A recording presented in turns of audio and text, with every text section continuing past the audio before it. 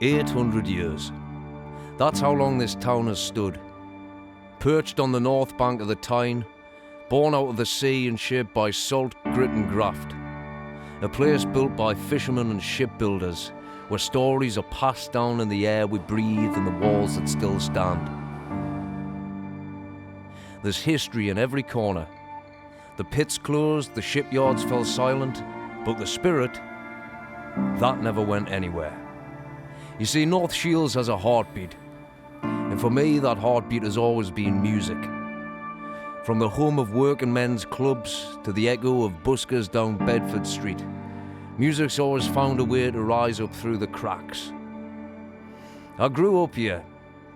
Same streets, same skies, and like a lot of people around here, music wasn't just something I listened to, it was how I made sense of things. This film isn't just about me, it's about a place that keeps singing quietly, proudly, even when no one is watching. So I suppose if you're going to start a story like this, it makes sense to start at the beginning.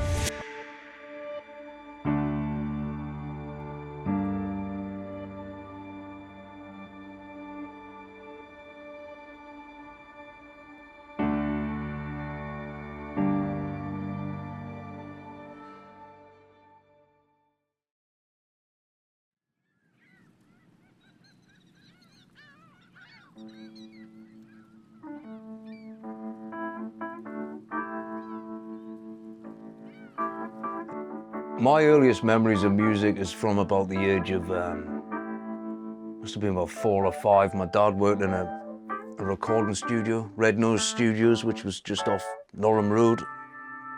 And he would take me in on days where there was no childcare available or whatever. And I just found it absolutely fascinating. Just the whole environment, I was absolutely in awe of it all, really. And going into the live room and just hitting the drums, that was like the first sort of passion, was like, this is fucking great. I just loved it, and I was pretty much, you know, that's a really early memory for me, and I think it really does go all the way back to that.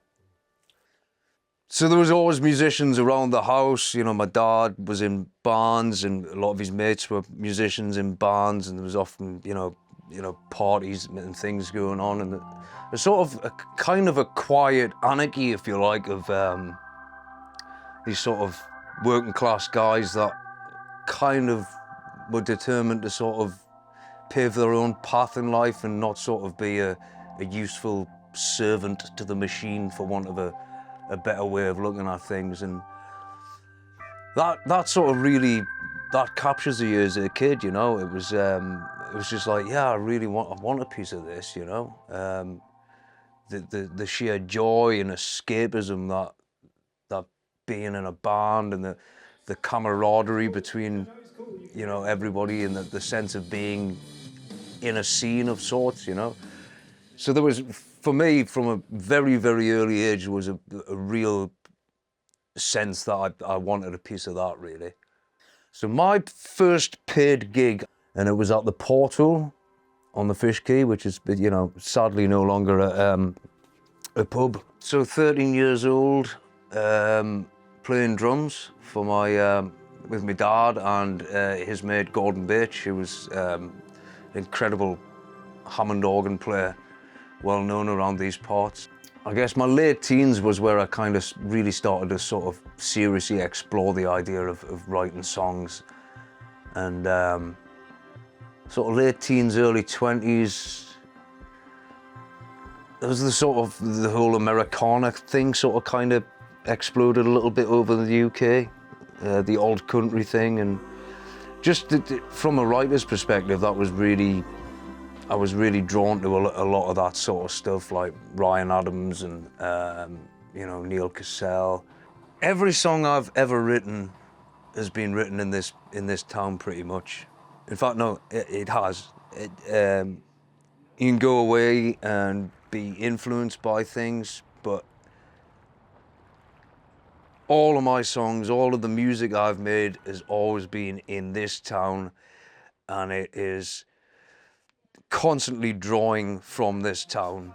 I cannot not be inspired by the people and the sights and the sounds and the things that go on. Well, obviously there's a rich history and it goes a long way back. A port town, so you know, obviously you've got the connection to the river and the sea shanties, and I think there's always been quite a strong sort of folk scene up here. And you know, then of course later on you had a sort of Hilton Valentine, then at Lindisfarne.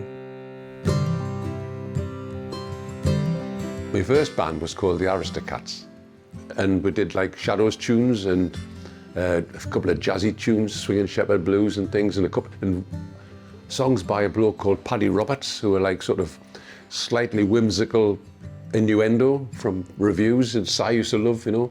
We did a few of them, and the first ever gig was in the Catholic Club just along the road from here. My granddad was on the committee or something, and he got with a gig, and I think we got 10 bob between with 10 shillings, 50 pence. That was in 1962. And then shortly after that, I met Rod Clements, who lived round the corner from me in North Shields. I was in Queen Alexandra Road and he was in Otterburn Road round the corner. And I'd seen this bloke longish hair walking around carrying a guitar case, which was a brave thing to do in Shields in those days. But he had a band in school in Durham called Downtown Faction, and then as they were getting towards the end of school, it split up and we got to be pals, and we decided we would start a band and use the same name. Originally, just me and Rod.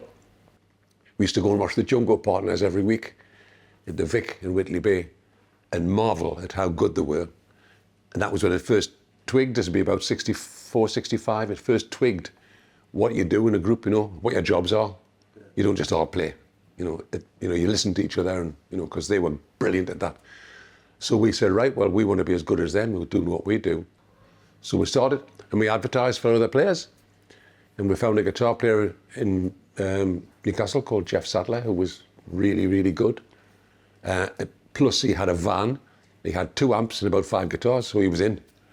And then around about that time, Simon reappeared. He came back, but he was doing a photography course. And initially, he came along and just took some photographs of us. And then a few weeks later, Rod had to go somewhere over there. So we needed a bass player, so he played bass for a month. And Rod came back and thought, well, he's great, he's good crack, he's part of the thing. So he was a great guitar player, he became second guitar player. So he joined the band, and then he played bass again for a bit when Rod had to quit for his final year at uni. He did a deal with his mum and dad that said, you're allowed to be a musician if you get your degree. So he went off and got a degree in ancient history and anthropology, ensuring that he would never be able to get a job. So he could always be a musician. So Si played bass for about 9 months while he'd finished that. So that was, but all that time, the basis of operations was North Shields. We were based in North Shields. You know, once I got the bug, I never really wanted to do anything else, and I had this sort of tunnel vision that sooner or later it was going to become my job.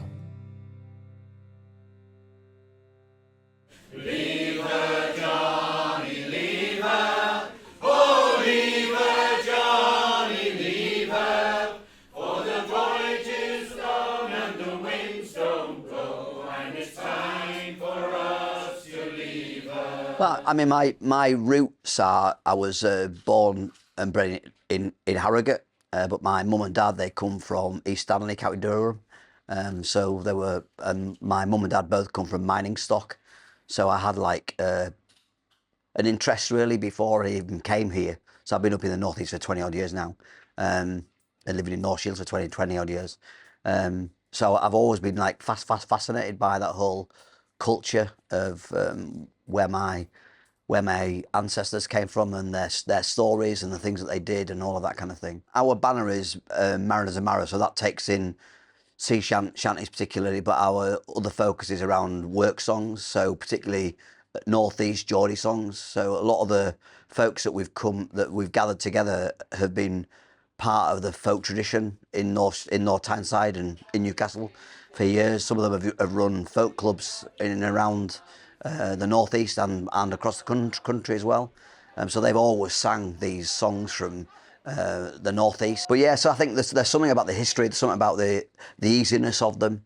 But I think it's also about telling the story. What's the what's the story of the heritage of where we've come from? What, you know, how do you keep that alive in this dying age of technology and all of that kind of stuff? How do you keep telling the stories that are so rooted to working class and to traditional folks? Mining when he was 21. At 13 years he left the school. Books don't buy you bread, so it's down the pit now, off you go. That's what Billy's mother said.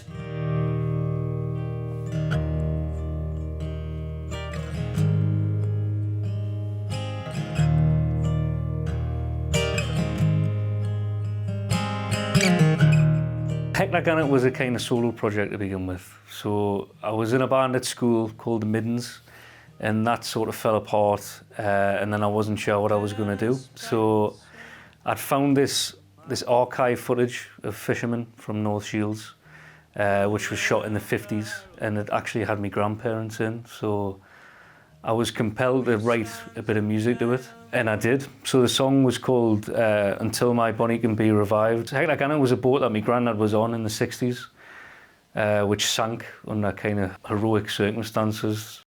So there was 3 lost, but my granddad survived, you know, survived the sinking and was rescued. So it was a kind of a nod to that whole era of sort of my heritage, and well, a lot of people in Shields have got the same connection, you know. So that's where the name came from, and that was the beginning of it. And then I kind of got a band around it, and it became sort of a solo thing and sort of a band thing. So I still go out and play on my own as Hector Gannet. Sometimes I'm with a band, you know. And it's a kind of thing that can take many forms, really.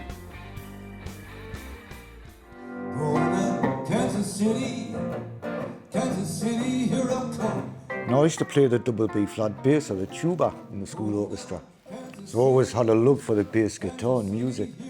So when I was about 16, I started forming bands. Very early age, and one of my claims to fame is I was in a band with Andy Taylor, who eventually joined Duran Duran. So that's how I started this journey, went on to play in various bands, had to serve me time, of course. And Mother says, you've got to serve your time, son. You've got to have something to fall back on in life.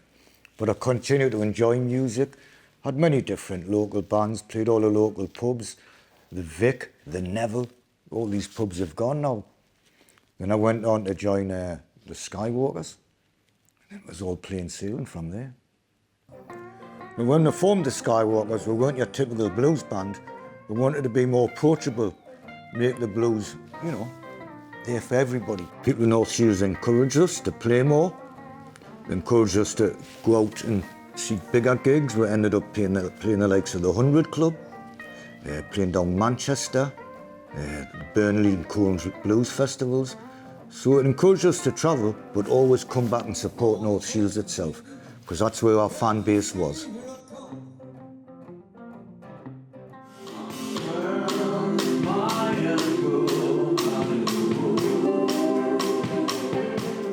So I did this collaboration last year with the Voices of Virtue Gospel Choir, which was really interesting. I kind of came around through a friend of mine that was sort of doing these sort of fused promotions at the time. And I'd always wanted to work with a gospel choir.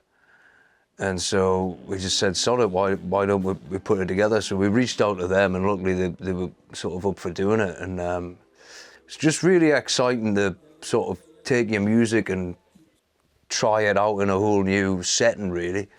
And I always find that exciting to sort of push yourself in other ways and sort of learn from it, you know. Just like the night, it's too good to fight.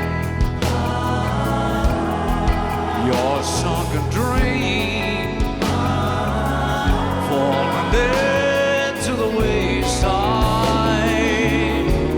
when you're wandering hard.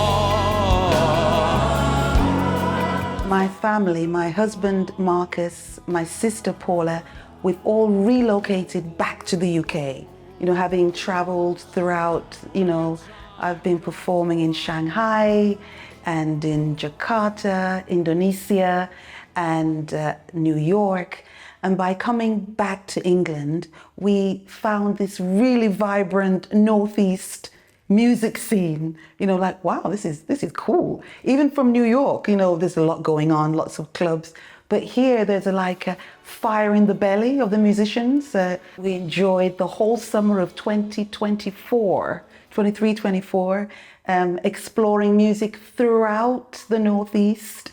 And Liam Fender came along, and I think Paul James Music put us together to collaborate, this rock singer, songwriter collaborating with this gospel choir, live music, and it was a dream. So we performed at the Boiler Shop, the iconic Boiler Shop in Newcastle, and it's great when you can have musicians from different walks of life, different genres, different cultures, all coming together.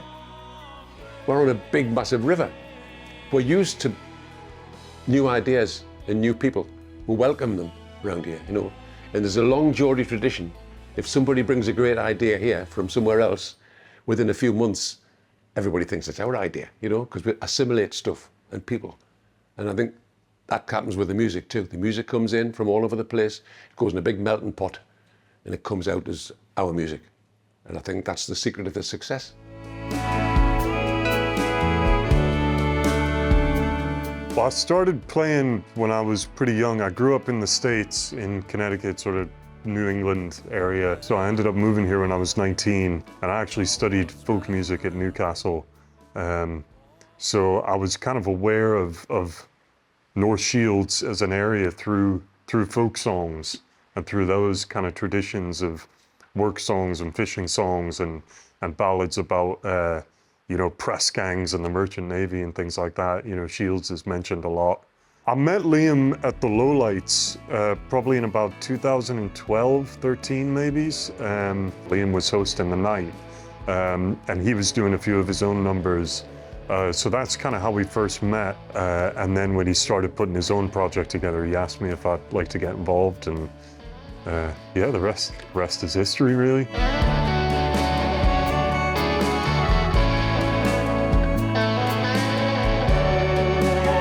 Had some time away from music. I moved to Canada for a while. I fell back in love with particularly country music because country music was huge in Canada, and then came back to the Northeast and realized that the music scene in the Northeast is fantastic. Well, North Shields is kind of the place where when I came back to Newcastle, the place where I started pursuing music again. And I think it's because the people in North Shields kind of gave me a platform and made me feel heard. So I was very much just like, I'm a busker, I'll do this for fun, I'll go to open mic nights. And then through the North Shields scene, John Peacock heard me at Alfie and Finn's and was like, you've got something here, you should start performing in more places. I started playing in Three Tanners, the Engine Room, Salt Market, all these kind of places. And it was those venues that kind of continued to give me that momentum and made me feel like I belonged. And it was just the North Shields people that made me feel like they liked hearing what I had to say. Most recently, at the Coast Fest this year, I had the chance to sing with Liam Fender and like play my own songs as well. So yeah, every time I've been at Coast Fest, I've always had a great reception. The wonderful Hells Parson. I was born in North Shields.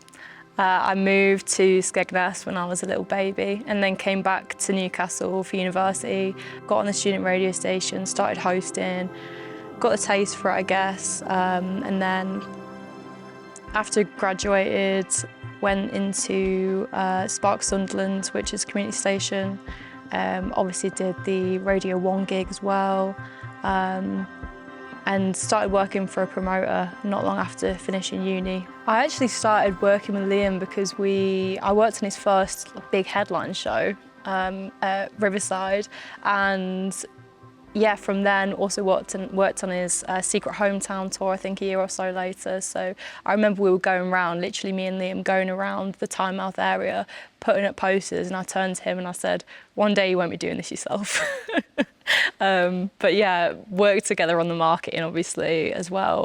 Was great to get to know him, and then more recently helped out on the sort of social media side and yeah, the content creation side of things. the gig scene is just absolutely booming down the coast. And so many people are gravitating towards North Shields. You know, even though it's out of town, I think it's important to support these independent venues, and there's so much love for them. And it's great to see acts playing the coast alongside, you know, touring the main city. And I guess that's the kind of thing that I've seen recently, is that you'll see a gig poster and North Shields to be on the map, and it's kind of great to see that representation.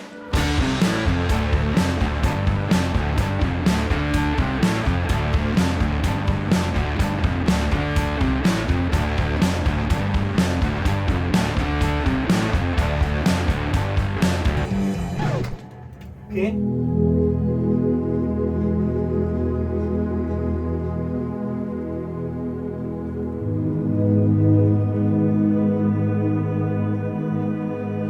I've worked in like live music for a long time. I've worked in festival settings, multi-venue festivals, and it just kind of dawned on me a little bit, like, there's so many cool spaces around here where we could do a multi-venue festival, and it might feel a little bit more of a day out in comparison to doing it in the city. Yeah, so I mean, when I first started kind of plotting the possible venues for the festival, it became pretty clear to me that North Shields was going to be the base of the festival. I think it's got, surprisingly to people who maybe aren't from the area, don't know the area too well, it's actually got like some really decent, well-spec venues. I mean, the place that we're in today, Salt Market Social, like when I came to visit the venue, had a pint, I was like, this place has got a vibe. And I knew that they were doing shows. So that was really easy. And then just up the road, you've got places like the Engine Room and Three Tanners Bank, which it's great that they're here, but if you could pick them up and drop them into the city centre, it would probably be the best small venues in the city centre. So the fact that they're here, that's great. Obviously, you've got the Exchange up the road. You've got King Street Social now, which is doing incredible things. We saw the opportunity to invest in something that was in an area that was up and coming. I'm from North Shields originally, and we could see that things were starting to happen in North Shields, but especially down at the Fish Quay. So we bought the building back in 2017, and it was very much a street food and craft beer with music alongside. We've since changed it to be more focused on a live music venue. There's some amazing talent that is in the area, not just in North Shields, but the whole Northeast, and we've really tapped into that. We've got a 450 cap, which as I say, when we put the busier events on, it really, really works. And it's become quite important to the town, because we're now attracting bands and acts that previously wouldn't have necessarily come to the coast. Some of the young talent which is coming through, I'm talking about, barely teenagers, is incredible. And they seem to have a real confidence, and I think that is incredible. So they're the future stars, I've got no doubt. But there's very much an established recognition of the music talent already emerging from North Shields and surrounding areas, and it's something which it's great to be part of. It's a great community when we're like either when we play gigs or when we're just out and about. You see like people you know, and you chat, and you feel part of this like great community that's been like thriving in recent years. So it's really great to see. Being in a band is not an easy thing, especially trying to be successful in a band. So when in North Shields, especially when we gig and stuff, it's very sort of uplifting. A lot of the people who come to the gigs, a lot of people that see or listen to music that we've released before, it's very sort of, it gives us a lot of confidence, and it sort of stops us from feeling like we're getting nowhere, and the only place to go is really forward. And I feel like a lot of people from North Shields in the community sort of helps us feel that way. Just blows my mind now, for a variety of different reasons, that the world's now shining a light on North Shields. North Shields now in vogue, which I find fascinating. I went down to the lowlights the other day, and there was a group of Japanese tourists outside, taking pictures, and it was just incredible. So yeah, no, it's changed a lot, but the talent's always been there. And when I was growing up, when I was like 13, 14, we used to illegally sneak into band nights at the now defunct pheasant. And I'm aware when I'm saying this, the amount of venues that have closed and lots of things have been levelled.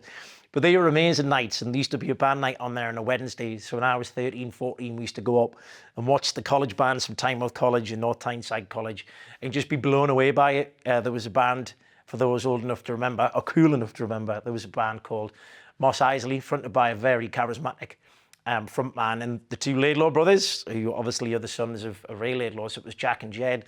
And they had an amazing band called Mos Eisley, who everybody looked up to. And not gonna lie, there was lots of girls that used to follow them as well. So I remember saying to the lads, I need to be in a band instantly. Get me, sign me up to that. And then when I was old enough to be in a band, we used to play at the Magnesia Bank, and kind of, you know, we were at the sort of tail end of the famous North Shields Fish Key Festival, which I was so pleased to have actually played on the bill. So it was incredibly exciting times, but to see that how much the landscape's changed now and the amount of support that you've got now through agencies such as Generator and these wonderful venues and these brilliant promoters that we've got now, that wasn't a thing at all. You know, you had to really scrap to get gigs back in the day. So the infrastructure now is a lot better than it used to be, and it's wonderful to see. We want to place regional talent alongside national talent with the idea that we're platforming these bands to encourage them to become national bands themselves. And I understand that it's a multi-venue festival, so a band might play, in theory, a small venue, but it's about being placed on the lineups. It's about being present in the advertising which goes out nationally. It's being, you know, our PR, we've had write-ups from London-based, quite highly tipped sort of publications, you know, the likes of Dork, the likes of Clash, Your Line of Best Fits. These are really like sort of like cutting-edge music press, and we want regional acts to always be present on the lineup alongside the more established seasoned touring bands. Well, music transcends a lot of things, transcends class, race, religion, you know, it really is, you know, something that can be such a unifying force, and thank God for music.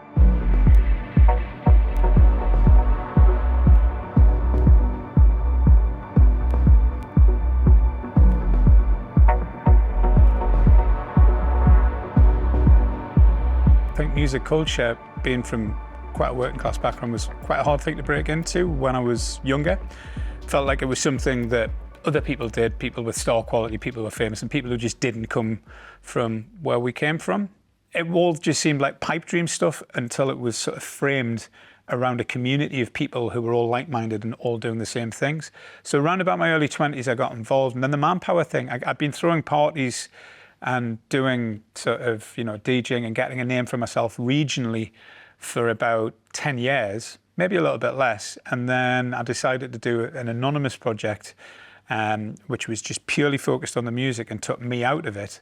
And then what was really interesting to find was once I'd removed the prejudices of being somebody from the Northeast and all of the things that come along with it, and people just discovered the music and didn't know the person who was behind it, all of a sudden that captured the public's imagination, and I found myself sort of touring globally and getting all of these opportunities very quickly. I moved to Berlin, then I was touring, you know, Europe and the United States. North Shields, or any space, belongs to the people who live there. If you start doing things and people start connecting with it, that is the community. It's not what it does for the community, you are the community.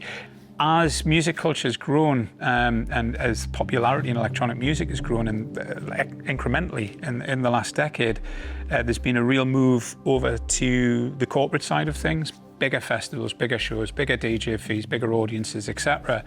And I think perhaps if I was 10 years younger, I would probably be swept up by all of that. But I've had enough time and enough perspective and context to realize what is valuable, what I enjoy, what feels culturally adjacent, what feels enriching for my soul. And being hired by a corporation to work with a perfectly lovely artist liaison who'll put me in a perfectly lovely green room and then wheel me out to a big amount of people, and then I get wheeled back in and leave straight afterwards. There's nothing, it's just not comparable to turning up at a party that somebody is throwing through passion with their friends and their extended group of friends and people who are all there for a shared sense of purpose, where you can meet new people, where you're in each other's faces.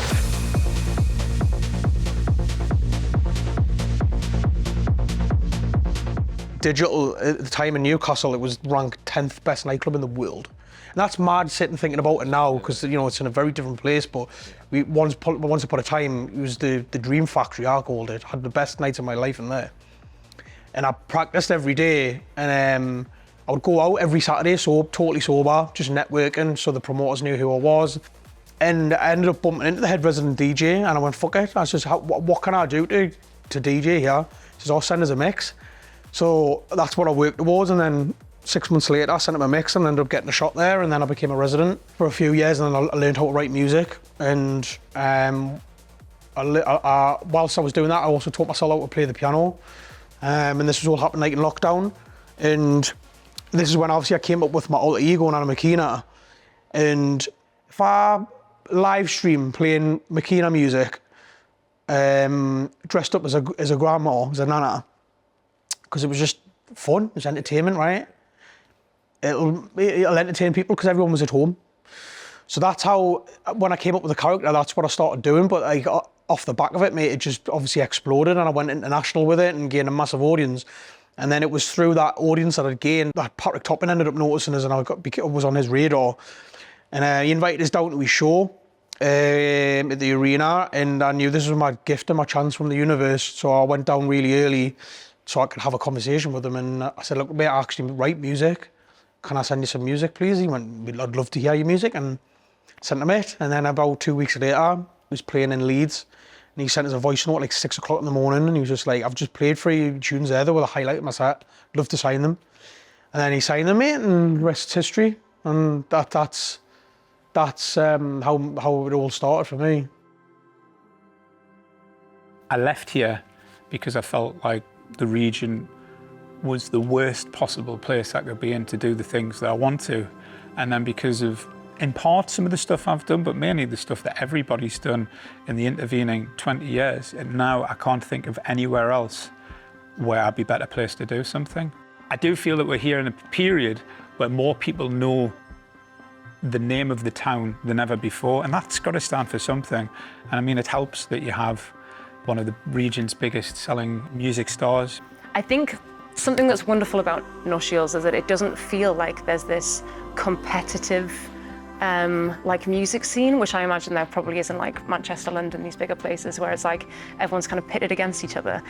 Everyone in North Shields, as soon as you're part of the music community, they're like, "Shoo," like you're one of us. And I think that was something that I hadn't experienced before, because I guess in my mind I thought I came to the game a bit late. And then there were all just these like incredible musicians who were very established in the area who were like, "Come support us, come to this gig, come meet these people." And yeah, I'm not sure you'd get that in other places. I want people to know that we're all working together, working for the same thing, and that we are all in it together, really. You know, we're all striving to put North Shields on the map, put the coast on the map in terms of the music industry. And I think to be able to understand that, you know, it'll be an easier path to do that if we all work together. There's no competition. It's more sort of helping each other out to be able to ultimately do it for the greater good of the region. As soon as you start making music for a specific agenda, or because, you know, a certain bunch of people want to market it one way or another, I think you really lose sight of the importance of why it is you do it in the first place. Well, to be honest, I don't think, if I wasn't from where I'm from, I don't think I would be making this. I might not even be making music, you know. I really think that's sort of totally shaped the sound that comes out of Hector Gannet, you know. I don't think it could exist in any other setting, really, you know. It's so linked to the immediate surroundings here, so. And I'm really proud of where I'm from, so I shout about it all the time. When somebody in a region gets a bit of success, the ripples go out. And everybody else picks up on it, and you know, kids think, oh well, maybe I've got a chance, you know, making this work. Success breeds success, and I love the fact that people collaborate and help each other out, and you know, help work on each other's tunes, and put each other's gigs on, and get their mates to support and all that stuff. That's what it was like when we started.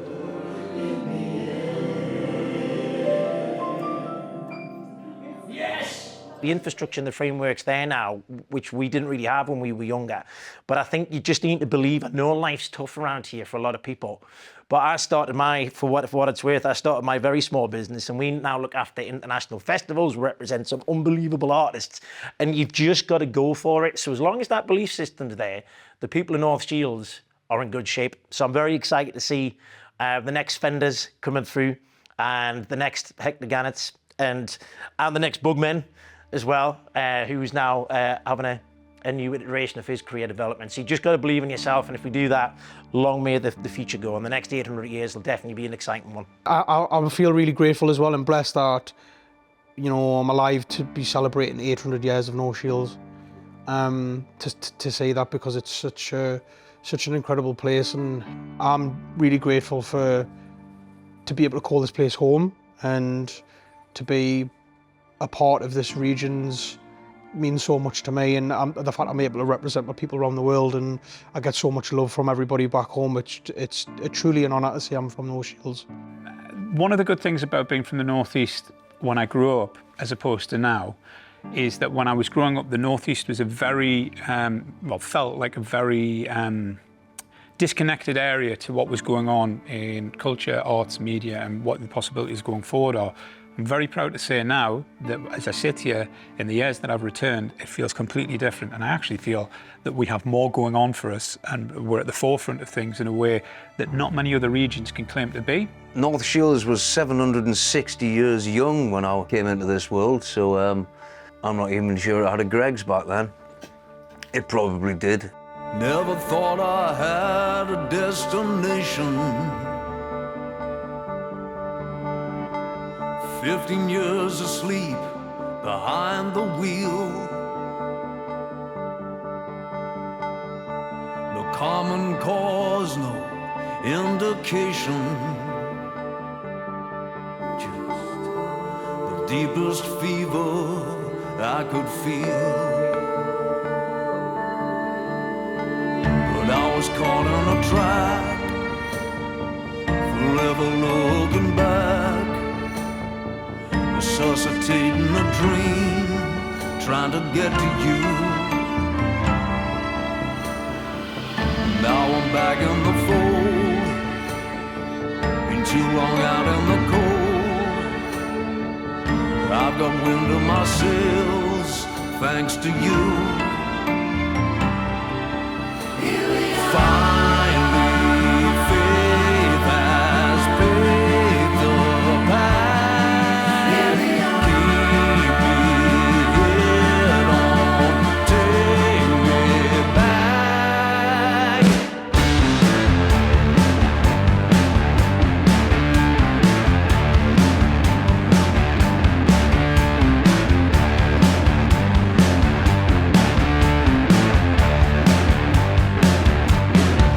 Never could command the congregation. Words falling flat on deafened ears. Liberate the fun, destroy the notion.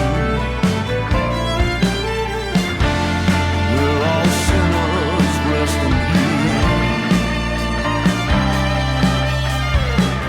But I was caught in a haze, forever counting the days.